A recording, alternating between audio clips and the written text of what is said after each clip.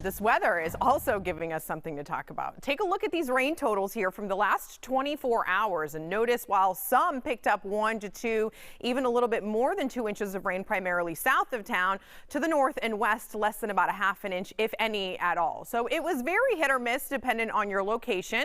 It did play a role in temperatures though. So some locations that were either cloudy or saw rain that causes temperatures to drop and then maybe they come back up again. But Bush only got up to 84 degrees, as did Sugar Land. Wharton only got up to 82, but notice Katy got up to 88 and Galveston got up to 87, which actually breaks the previous record high for yesterday, set at 86 back in 2020. Now taking a look at where that disturbance is now that caused us that unsettled weather, just off to our east, notice it's kind of this kink in this upper level winds here, and behind that much drier air. This brown is draining in behind that. It's not saying that we won't see showers or storms today, but it definitely keeps our chances much lower than that unsettled weather that we saw yesterday. So as we turn the page, the weekend will end on a drier note, and as we start the work week, our unseasonably warm temperatures will continue.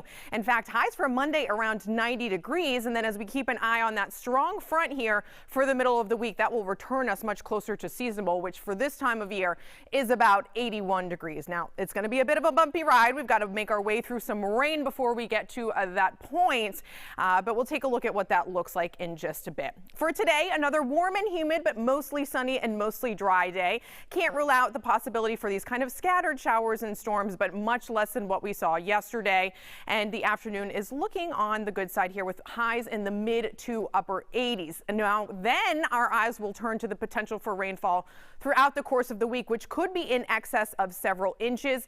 Most of that occurring overnight Tuesday into Wednesday. There'll be a disturbance about on Tuesday, and we have the moisture available to produce heavy rainfall. So it's a possibility, not a guarantee, but certainly possible. The bulk of the rainfall falling on Wednesday, with the passing of that front producing a line of storms, could produce some heavy widespread rainfall. So something we will certainly be monitoring for sure.